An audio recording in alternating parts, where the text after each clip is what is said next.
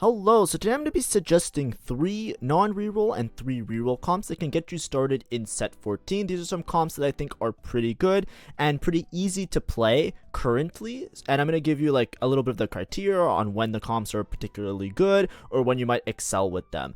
Before we get through that, please make sure to like and subscribe if you do like my content. Also, if today there's things like audio or other issues with the current video, my PC bricked itself, so I'm on an old laptop trying to use my old stream setup to try and get things to work. So hopefully you can appreciate that the video came out as it is, and if you hate the quality, I don't know what to tell you. So it is what it is. But anyways, let's get straight into it.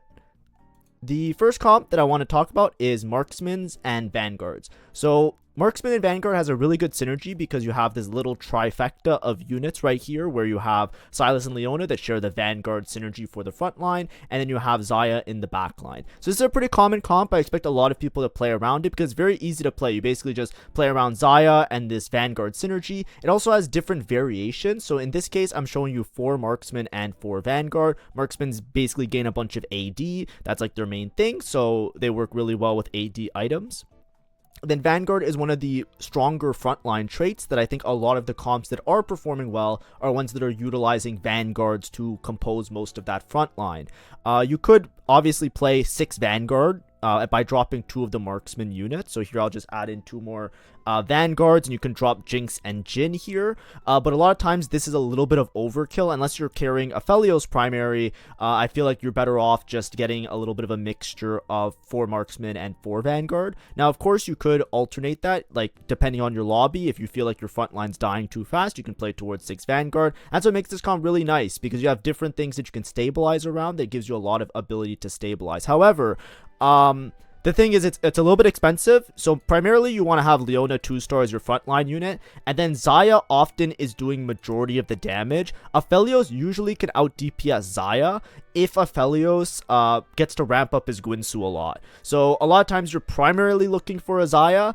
You want to build towards crit items or damage amp items. So here I have like crit with like utility, but if you want to go like full crit, I would recommend like IE Guard Breaker and just have an absolute like shit ton of damage. The reason is that Marksman, you get a lot of base AD, especially if you have 4 Marksman in, then you're going to be gaining extra AD every couple seconds or every 8 seconds and then 6 seconds after that. But the idea is that because you're getting a lot of AD, you want to scale that damage up with either crit chance or damage amp. So on both of these units, I would try and make as many IEs as possible to kind of fit on them. Aphelios ramps up really well with attack speed, so you want to have at least 1 Guinsoo, maybe red buff if you have a bunch of bows. He's like your bow item holder, and Xayah is like your giga damage item holder. She does mostly burst damage, and then Aphelios scales and kind of does a little bit of AoE as well. This is a comp you can play around. Like I said, it is a bit expensive because you're playing around 3 different 4 costs that you usually like 2 4 costs as backline carries. But if you have the gold for it, it can work out really well. Next comp that we're going to talk about is Zed with divinercorp. So this is basically Slayer divinercorp, which is a comp that you can play on level 8. This one works really well as a cash out from Cypher because Zed shares that Cypher trait. But basically what you're doing, you're just playing vertical divinercorp, which gives a lot of bonuses to your whole board. And then you're playing that with Slayers. And Slayers basically can make use of those traits a lot better because they're frontline units for the most part, right? So if you're playing around Zed, this Zed unit is going to make use of the armor, the MR, the HP, because he's a frontline unit that has to tank, while also making use of the more damage-oriented stats. A lot of times you're dueling between Zed and Senna, so a lot of times you'll be playing like, you know, Zed 2-star, it's like your primary. Zed basically dashes to the furthest enemy within 4 hexes. So a lot of times you want to position your Zed somewhere here or here if you're trying to target the left corner, or somewhere here or here. You never want to put him right on the outside like I have him. It's just for visual here that I'm showing him on the outside. But typically you'll put him somewhere here so you can try and snipe the back line. What happens with Zed is that he marks the units, and then when he teleports, they basically take like extra damage because his shadow casts on those units. So you really want to mark the main carry or the main backline unit with your Zed, so position is very key to get the most out of this unit. Senna does a massive amount of damage. Stacking divinercorp and stacking Slayer is really strong with her, so a lot of times even a 2-star Senna will do as much if not more damage than the Zed. But you know, the damage is a little bit fake because Zed's usually sniping backline, so his damage is a little bit different. But either way, if you can also go for Senna 3 with this type of build. The more the merrier. With Senna, she's not really a unit that you want to put either Shojin or Guinsu on, in my opinion. Usually I just go for full utility, like in this case, or if I have another user that can spread the utility really well, I'll go for full damage. The good part about this comp is that because you're playing around Divinercorp, this Vex unit will also do a lot of work. So if you get extra AP items that you don't know what to do with, like let's say you just have a bunch of rods and a bunch of tiers, you can put them on the Vex, and the Vex will actually do a good amount of damage. Whenever you're playing Divinercorp, a good thing to think about is that it's a sum of its parts. It's also really reliant on Renekton, so if you don't have a Renekton early, this comp can really struggle to stabilize and be really strong. If you have emblems, you can play deeper into Divinercorp, or you can play 6 Slayer. I wouldn't play 6 Slayer unless I have a Slayer emblem, or if I'm playing some other Slayer line leading up to this comp, but this is something that is viable on level 8, and I've played it a little bit on live, and I think it's really strong. With Z items, usually you just want to build some sort of crit or IE, some kind of massive damage. Here I have Hodge, IE, and Edge of Night. The last time is really flexible. I had a lot of success putting QSS on him, just building towards full crit items or items that use glove components. If you're worried about his survivability, what you want to do is you would also want to put like double healing on him. Could work really well, so like a Bloodthirster. But often with Slayer, you have enough Omnivamp between Slayer and the Hodge that it's usually okay, so I usually opt for more damage. The main thing about this comp, however, is how to cap it. You might have very little success with it. It depends a lot on this Garen unit. Garen helps cap out a lot of comps, but basically Garen has God of the Net, so whenever you're playing around Divinercorp, you always want to have a Garen in, because Garen will be able to apply the Divinercorp onto another unit. So if you can get God of the Net Garen to give Divinercorp to Zed, that's like your win condition. That's how you get this comp from like a third or a second into, okay, I'm going first now, GG, I win the game, shake my hand. The Garen, I cannot stress enough, is super essential. You don't get baited by playing 6 Divinercorp, don't get baited by playing 6 Slayer. The main thing that you want to balance all the Divinercorp units that make sense. Gragas here makes sense because he gives you Bruiser as well as HP. Ross makes sense because you get Vanguard as well as the Armor and MR. Senna obviously is Slayer, Renekton's broken, so you want to have the Garen in. Also, when you're playing this comp, you can put Renekton to eat like a high HP unit like Gragas, so that he's a little bit tankier. But if you're trying to get your Renekton to do damage, often it's really good for him just to eat the Senna. The Senna will recover the HP anyways because of the Slayer, giving her the extra Omnivamp, so she'll recover the HP that you steal, and it gives the Renekton so many stats, because the Senna is already juiced up with all the Divinercorp stats. The Renekton's going to get a bunch more, so that's a good idea. Next, Strategist. So this is the really expensive comp. So if you have a lot of gold, if you're in a really good spot where you think you can tempo and you have a lot of gold to use, this is the comp that you want to use. This comp, it's really awkward to play. I thought it would be a little bit easier, but the way that the units have shaped out is a little bit weird. But basically what you're doing is you're basically just playing like a Strategist core and an Amp core. Strategist and Amp works really well together because of this Yumi that shares the traits that bridges the gaps. Two units that are really broken right now are Samira and Kabuko. So they're 5 costs. Obviously, if you can hit a Samira 2-star, a lot of times you can win the game just off of a Samira 2. Kabuko 2 is also ridiculously strong, so they fit really nicely into this board because you can get the Cyber Boss upgrade with the Ziggs, that is a Strategist, and you have Amp that you're playing towards, so Samira fits in really nicely. You also have the Street Demon synergy between the Nico and the Echo that can help out with the Samira. So this board, exceptionally strong, but as you can see, it's very high roll. You need a lot of gold because look, you're playing around 1, 2, 3 4-cost units, which is already expensive, but you're also creating a board that has 3 5-cost units, Kabuko, Samira, and Veigar. So what do you do about this in the meanwhile? Well, a lot of times instead of Samira, you can play around a brand in your mid game a lot of the times if you have AP items. You can also, instead of Kabuko, you can play another Bruiser, or you can play other 5 costs that can make use of the Strategist, just giving extra stats to your whole board, things like Zac, things like Garen. So there's different ways to play around this board. It is quite flexible, but it is very expensive. That's the main thing. So you have to have a lot of gold, or else you might risk not even hitting all the units, or not being able to fully cap out the board in a meaningful way. In terms of frontline items, I think Crown Guard is really good in this comp, because I think Crown Guard is really good on both Kabuko and Veigar. So Crown Guard, just a good frontline item if you can make. Annie's items look weird. I guarantee you, I'm pretty sure these are really good on her. I think you want double mana on the Annie almost always, because you really want to have that blue buff, and you really want to have that Shojin. The way Annie kind of works is that when she summons the Tibbers, That's like the big thing. So every 4 cast she summons Tibbers. So you want to have blue buff that just reduces your mana threshold, and then Spirit Shojin, which gives her extra mana per attack. Nashers, I don't know if you need Nashers or if there's other items that are better, but the Nasher just helps in chain casting. This Annie can summon multiple Tibbers at once, and that's like a real big portion of this board. With the strategist bonuses and everything, it helps out a lot. So you really want to have her as full mana gen. So once again, if you're playing around this comp, you need a lot of gold, you also need a lot of tiers. So be really careful. It's a little bit awkward to play, but it is one that is quite common. It does have a lot of flexibility because you could just not play some of these 5 costs and play around, you can play around these strategist units and amp units. You can play deeper into amp as well and just carry like Yumi as a secondary AP carry, or you can play, like I said, into Brand and more street demons. But playing around like the little core of strategists gives you a lot of opportunity to cap out your board in different ways. So you just have to be a little bit creative. And speaking of creativity, one that's kind of linked to it, this is kind of like an honorable mention for the 4 cost boards that I wanted to talk about. But this one is MF. So I don't know how strong this is. I'm going to be real with you guys. I think this board is really strong, but it's hard to tell because like I'm not at my true rank right yet. So it's like, when I play the games and the games go well, it's like, is it me or is it like, am I smurfing? I don't know. This comp seems really strong if you can tempo. So MF is Dynamo. So what you're doing basically is you're playing 4 Dynamo in your backline.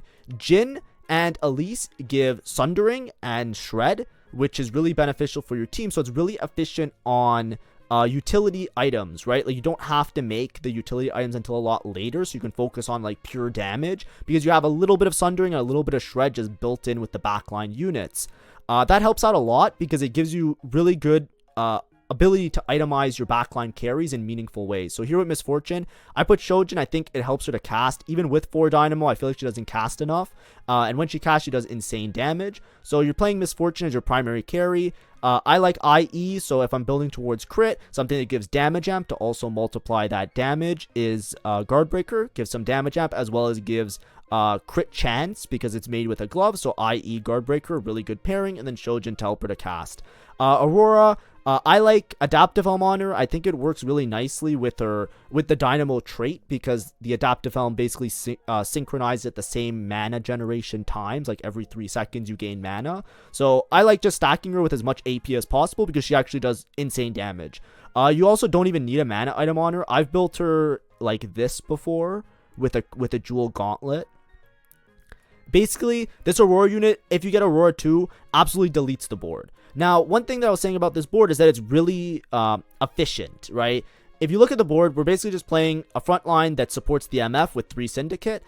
If you look at it, the front line is very cheap. The back line's very cheap. You're basically just looking for MF and Aurora, which if you high roll into them, you're in a really good spot. This is what I was saying, but I'm not sure how strong this comp is because I'm not sure how stable a front line like this is. Of course, you could not play Gragas and you could not play Rost. I just put these because they're divinercorp, but you can swap these out for 4-star variations of front line. So Leona and Cho'Gath respectively to give your front line a little bit more oomph. But what a lot of time what you're doing with this board is that you're trying to tempo into making it into either a Garen or a Kabuko or a Renekton or a Viego or this guy, right? Like you're just trying to find 5 costs to supplement your board. So this is more of like a tempo board that you use the advantage of not having to spend a lot of gold in order to like fast 9 kind of. I feel like it works really well. Another variation of this board is that you can play it from Nitro. So if you have a Nitro board, Nitro is like the dedicated reroll trait, but Nitro also fits in really nicely because of Elise. So you can actually play like a Nitro style board where you get this extra T hex as cheap frontline. But the idea behind the board is that it's not super expensive like some of the other ones that are relying on 3, 4, or even 5, 4 costs and 5 costs and all of that other stuff. Elise is really strong. Feels a little bit overtuned, but you can also play towards Elise as a 2-star until you have the Aurora 2-star. But basically this board in many different variations is very efficient at getting to a stable level. And then let's say you make it to level 9. A lot of times on level 9, if you're playing around Aurora, you can actually pivot into 4 Vanguard pretty easily and still have the Syndicate bonuses in. So that would be looking like this as another variation to get you guys cooking. right? So this is a lot stronger of a front line because now we have the Leona 2 to be our main tank. But you can basically play 4 Vanguard, 3 Anima Squad, but this only fits in on level 9. And that's what I was saying before. This comp can work really well. It feels like you have to get to level 9 in order to be properly stable, but you're hoping that you can upgrade and play around your units in your early game and your mid game in order to like properly tempo around it. So I'm a big believer in this comp. I really like it. I feel like it makes great use of multiple items. You have an AD and AP carry, so you have a lot of use for backline items and frontline items, so you can't really miss on the items. So I'm a huge fan of it, but like I said, I'm not sure how good it is. So of the comps that I showed you, the first 3 I think are a little bit easier to play. This one might be a little bit bait or a little bit hard. I don't know yet, but you can try it out. I think it's worth mentioning in the video, and that's why it's here. Now, let's talk about reroll comps. So similar to MF, one of the strongest rerolls right now is Twisted Fate reroll. So Twisted Fate reroll is a 2-cost reroll comp. A lot of times you're playing around Twisted Fate 3, but you can also play around Darius 3 and Skarner 3 as your front line. You're often trying to play deeper into like these units in particular. When you play 5 Syndicate, you get the extra Kingpin crown. So what you're doing is you're using your Kingpin bonus on Twisted Fate and your Kingpin bonus on Darius to be really strong. So Darius with the Kingpin bonus, he basically becomes like a drain tank where he can take damage and then he heals it back. So a lot of times you're trying to solo frontline the Darius. And you put usually a Gargoyle on him.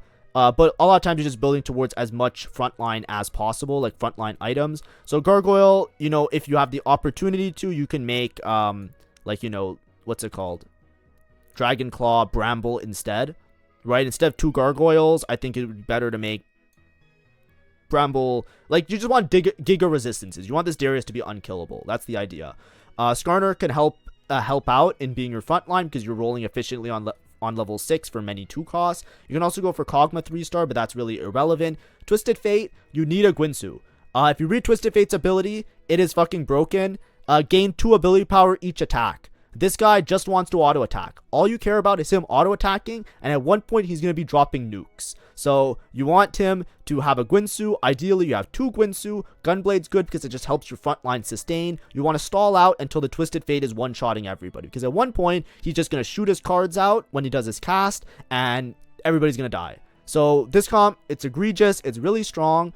Usually play 5 Syndicate. Now, if you don't have Darius 3, you don't have to, I think if you don't have Darius 3, you don't have to play 5 Syndicate, and instead you can play towards like 4 Vanguard or 4 Bruiser just to give yourself frontline a little bit more oomph. But if you have Darius 3, then it's worthwhile to get the Syndicate bonus on the Darius, build him with as many tank items as possible. You're prioritizing the double Guinsoo on the Twisted Fate, and then we already talked about MF, but you can also itemize the MF later in the game and play around that as well. This comp also works really well with a Syndicate +1 or a Syndicate emblem, because then you can kind of adjust this board to be a little bit more worthwhile, that you don't have to play Shaco, and you can still fit in like 5 Syndicate and then maybe make a little bit more of a front line. But you reroll on level 6, Twisted Fate 3, won't go bad, pretty good.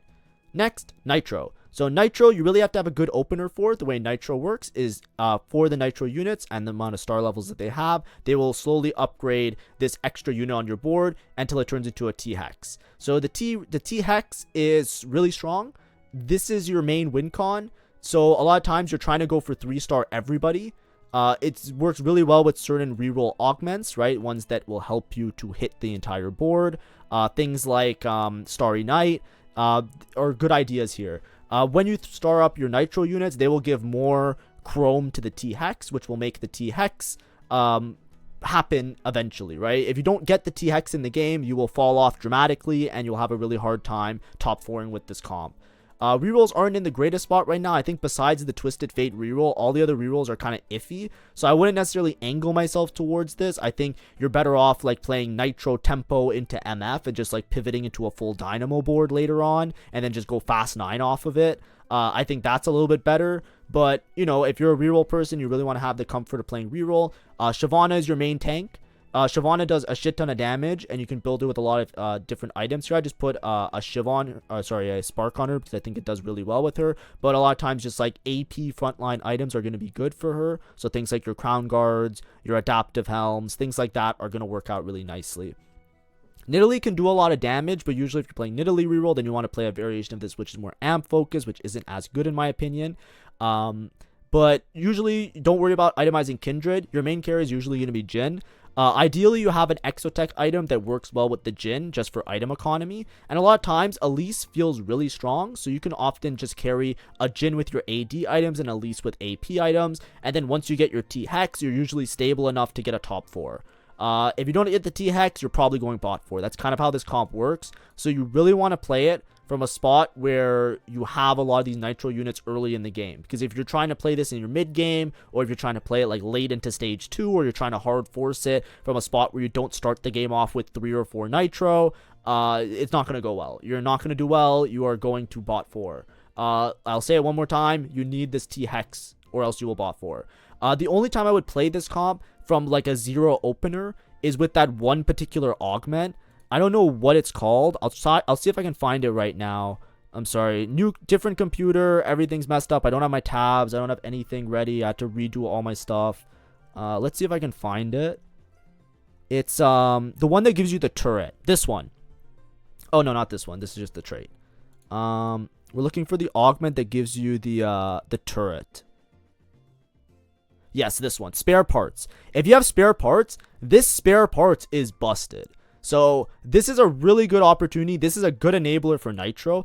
I think this turret does so much damage. Basically what happens is instead of having just the little dude that evolves into the T-Hex, you get a turret that also scales with the Chrome, and it gives you a Shyvana. If you see this, I think you just take it and you play Nitro. I honestly think it's really strong. I'm not sure if it got nerfed or anything, or if the turret got changed at all. I can't tell. But from what I've seen so far, whenever somebody has this, it is threatening, because that turret does so much damage and stabilizes your board so hard that you almost always live long enough for the T-Hex to come out. And then once you have the T-Hex, it's kind of like a free top 4. So I would definitely consider it when I see this augment in particular.